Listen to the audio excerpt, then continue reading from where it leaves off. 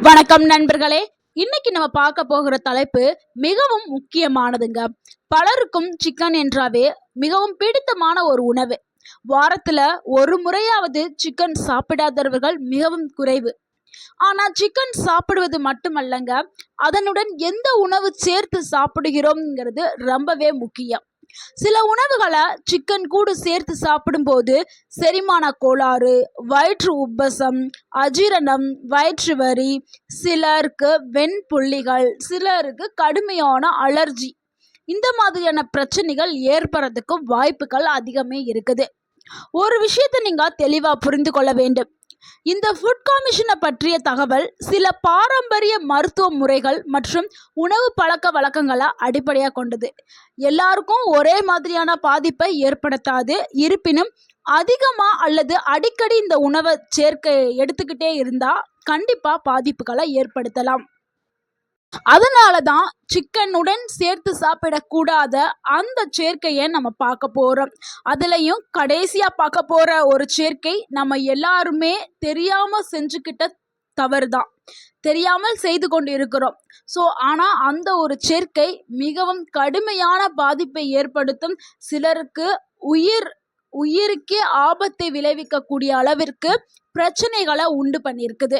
So அந்த ஐந்தாவதாக பார்க்கக்கூடிய சேர்க்கை மிகவும் ஆபத்தான ஒரு சேர்க்கை.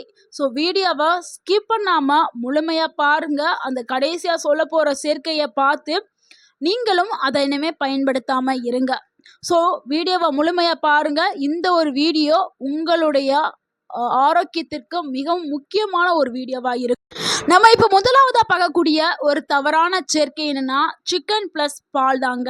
பலரும் இன்னைக்கு என்ன பண்ணுறாங்கன்னா, சிக்கன் பிரியாணி சாப்பிட்ட உடனே ஒரு மில்க் ஷேக் இல்லைன்னா பால் குடிக்கிற பழக்கத்தை வச்சுருக்காங்க. ஆனால் இந்த பழக்கம் நல்லதே கிடையாது.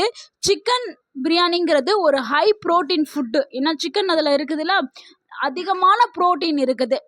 பால்லையும் அதிகமான புரோட்டீன் இருக்குது. ஸோ ரெண்டுமே புரதம் நிறைந்த உணவு. ரெண்டையும் ஒரே நேரத்தில் அதிகமாக எடுத்துக்கொண்டால் சிலருக்கு அஜீரணம், வயிறு கனத்த உணர்வு, கேஸ் பிரச்சனை, வயிற்று உப்பசம், இந்த மாதிரியான பிரச்சனைகள் ஏற்படும். சிலருக்கு கடுமையான அலர்ஜிகள் ஏற்படுறதுக்கு வாய்ப்பு இருக்குது. சிலருக்கு வெண்புள்ளிகள் ஏற்படுறதுக்கும் வாய்ப்பு இருக்குது. குறிப்பாக செரிமான சக்தி குறைவாக உள்ளவர்களுக்கு அதிகமான சிரமத்தை ஏற்படுத்தும். ஸோ சிக்கன் சாப்பிட்ட பிறகு குறைந்தது 2 மணி நேரம் இடைவெளி விட்டு தான் பால் குடிக்கிறது ரொம்ப நல்லது, ஆரோக்கியமான விஷயம் கூட. முக்கியமாக இந்த ஒரு சேர்க்கையா குழந்தைகளுக்கோ இல்லை வயதானவர்களுக்கோ நீங்கள் ஒருபோதும் கொடுக்கக்கூடாது. ஏன்னா குழந்தைகளுக்கும் சரி வயதானவர்களுக்கும் 2 பேருக்குமே செரிமானத்தன்மை கொஞ்சம் குறைவாக தான் இருக்கும், செரிக்காது அவ்வளோ தூரத்துக்கு. ஸோ குழந்தைகளுக்கெல்லாம் கொடுத்தீங்கன்னா வாமிட் எடுத்துகிட்டே இருப்பாங்க. ஆனால் உங்களுக்கு தெரியாது, இந்த சிக்கன் பால் தான் ரீசன் தெரியாது. வாமிட் எடுப்பாங்க, அடுத்து லூஸ் மோஷன் போகும், சிலருக்கு அலர்ஜியெல்லாம் ஏற்படும். ஸோ அதனால் ஒருபோதும் குழந்தைகளுக்கும் வயதானவர்களுக்கும் இந்த ஒரு சேர்க்கையை கொடுக்கறத நீங்கள் முற்றிலும் தவிர்க்கணும். அடுத்து நம்ம இரண்டாவதாக பார்க்கக்கூடிய ஒரு தவறான சேர்க்கை என்னன்னா சிக்கன் ப்ளஸ் தயிர் தாங்க. பலரும் சிக்கன் மற்றும் தயிர் காம்பினேஷனை ரொம்பவே விரும்பிய நம்ம சாப்பிடுவோம். சிக்கன் பிரியாணி அப்படின்னா அது கூட நம்ம தயிர் வச்சு தான் நம்ம சாப்பிடுவோம். ஸோ இது நம்ம எல்லாருமே விரும்பி சாப்பிட்றது.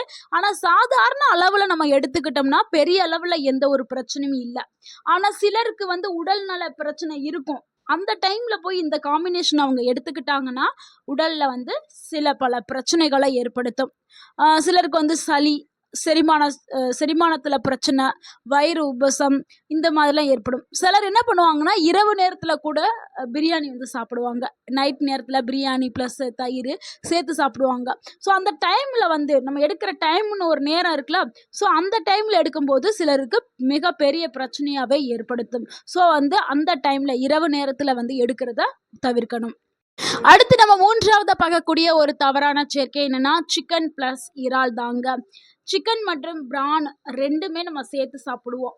இது நார்மலாக இப்போ நம்ம ஒரு ஹோட்டலுக்கே போனால் நிறைய நான்வெஜ் நம்ம ஆர்டர் பண்ணி சாப்பிடுவோம். இது ஒரு சாதாரண விஷயம் நம்ம அப்படின்னு நினச்சிட்டு இருக்கோம்.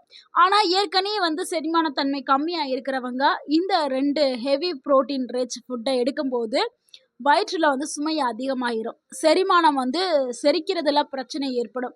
சிலருக்கு அலர்ஜி கூட வரும். ஸோ இந்த மாதிரியான இதையும் தாண்டி பிரச்சனைகள் ஏற்படுறதுக்கு வாய்ப்பு அதிகமாகவே இருக்குது.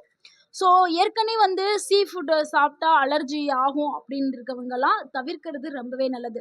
ஏன்னா சிலருக்கு வந்து கடல் உணவுகள் வந்து சிலருக்கு வந்து ஒத்துக்கவே செய்யாது. ஆனால் சிக்கன்லாம் சிலருக்கு ஒத்துக்கும். ஸோ இந்த சிக்கன் ப்ளஸ் கடல் உணவுகள் லைட்டாக சாப்பிட்டாலும் சிலருக்கு வந்து அலர்ஜி அதிகமாயிரும். ஸோ அவங்க எல்லாருமே இதை தவிர்க்கிறது ரொம்பவே நல்லது. அதே மாதிரி புரோட்டீன் ஹெவியாக இருக்கிற உணவுகளை வந்து அடுத்தடுத்து எடுக்கிறதையும் நம்ம தவிர்க்கிறது ரொம்பவே நல்லது. ஒரு நார்மலான ஹெல்த்தி பாடி அப்படின்னா நம்ம எடுத்துக்கிறலாம். ஆல்ரெடி செரிமானத்தன்மை கம்மியா இருக்கு அப்படின்னா பிரச்சனைகள் வரத்தான் செய்யும். ஸோ அவங்க கண்டிப்பாக தவிர்க்க வேண்டும். அடுத்து நம்ம 4வதா பார்க்கக்கூடிய ஒரு தவறான சேர்க்கை என்னன்னா சிக்கன் பிளஸ் குளிர்பானங்கள். இது எல்லாருமே நம்ம செய்யக்கூடிய ஒரு காமனான தவறு. இந்த தவறு மிக அதிகமாகவே நடக்குது. இது எல்லாருக்கும் ஒத்துக்கிறோம் அப்படின்னு நம்ம சொல்ல முடியாது. சிலருக்கு பாதிப்பை ஏற்படுத்தும், சிலருக்கு பாதிப்பை ஏற்படுத்தாது. ஆனால் நம்ம வந்து ஒரு சிக்கன் பர்கரோ இல்லை சிக்கன் பிரியாணியோ ஏதோ ஒன்று நம்ம சாப்பிட்றோம். சாப்பிட்ட உடனே நம்ம என்ன பண்ணுறோம், நம்ம ஹெவியாக வயிறு ஃபுல்லாக சாப்பிட்டோம் அப்படின்னு சொல்லிட்டு ஒரு ஆர்டிஃபிஷியல் கூல்ட்ரிங்க்ஸை நம்ம குடிக்கிறோம். அதாவது என்னென்னா சோடா, கொக்கோகோனா, 7up இது எல்லாமே ஆர்டிஃபிஷியல் கூல்ட்ரிங்க்ஸ் தான். இது எல்லாமே ப்ராசஸ்டு பண்ண ஒரு கூல்ட்ரிங்க்ஸ் தானே. குளிர்பானங்களில் அதிக அளவில் சர்க்கரை இருக்கும். ஸோ இந்த சர்க்கரை, இந்த குளிர்பானங்கள் இது ப்ளஸ் இந்த சிக்கனில் இருக்கக்கூடிய புரோட்டீன் இது எல்லாமே ஒன்றா போய் என்ன ஆகும்னா செரிமானத்தை வந்து பாதிக்க செய்யும்.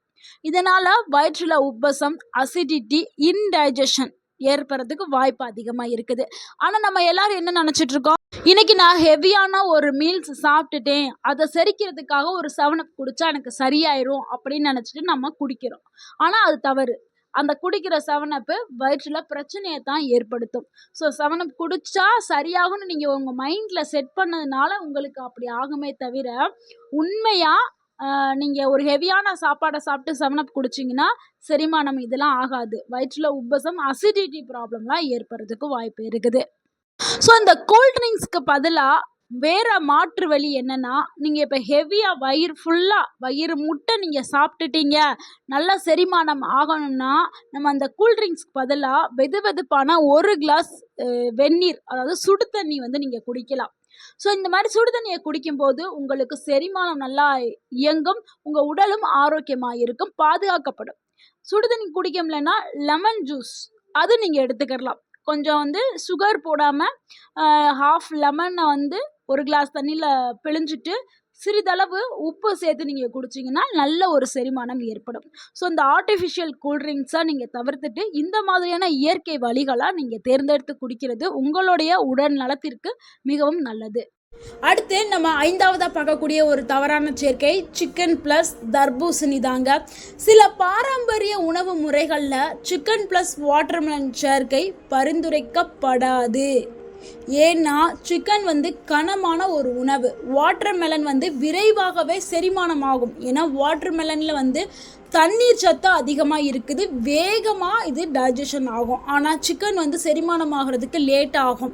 ஸோ ரெண்டோடைய செரிமான வேகமும் வேறுபட்டு இருக்கிறதுனால உடலில் உடனே ரியாக்ஷன் நடக்கும். சிலருக்கு வயிறு உப்பசம், செரிமான பிரச்சனை இதெல்லாம் ஏற்படும், சிலருக்கு உயிருக்கே ஆபத்து ஏற்படும். நம்ம இப்போ ரீசெண்டாக நியூஸ்லலாம் பார்த்துருப்போம், ஒரு ஃபேமிலியே பிரியாணி சாப்பிட்டு, சிக்கன் பிரியாணி சாப்பிட்டு தர்பூசணி சாப்பிட்டு இறந்துட்டாங்க அப்படின்னு நம்ம கேள்விப்பட்டிருப்போம். ஸோ அதுக்கான ரீசன் இதுதான். ஸோ ஒருபோதும் நீங்கள் சிக்கன் ப்ளஸ் வாட்டர்மெலனை எடுக்காதீங்க. முக்கியமாக கோடை காலம் வந்துட்டாவே நம்ம என்ன நினைப்போம், நல்லா ஒரு சண்டே டைமில் நல்ல ஒரு பிரியாணி சிக்கன் வச்சு நல்லா சாப்பிட்டுட்டு கூலிங்காக தர்பூசணியை சாப்பிடுவோம். இது நம்ம தெரியாமல் செய்கிற ஒரு தவறு. இன்னுமே ஒருபோதும் இந்த ஒரு தவறை செய்யாதீர்கள். ஸோ இந்த வீடியோ எல்லாருக்குமே போய் சேரணும். இந்த வீடியோ பார்த்துட்டு இருக்க உங்களுக்கு இந்த வீடியோ பயனுள்ளதாக இருந்திருந்தா இந்த வீடியோவுக்கு ஒரு லைக் பண்ணுங்கள். இந்த வீடியோவை உங்களுடைய ஃப்ரெண்ட்ஸ் அண்ட் ஃபேமிலிக்கு ஷேர் பண்ணுங்கள். மறக்காமல் நம்ம சேனலை சப்ஸ்கிரைப் பண்ணுங்கள், சப்போர்ட் பண்ணுங்கள், கமெண்ட் பண்ணுங்கள். தேங்க்யூ ஃபார் வாட்சிங். வாழ்க வளமுடன். அண்ட் உங்களுடைய ஆரோக்கியம் உங்கள் கையில் தான் இருக்குது. ஸோ ஒவ்வொரு உணவையும் நீங்கள் பார்த்து தேர்ந்தெடுத்து சாப்பிடணும்.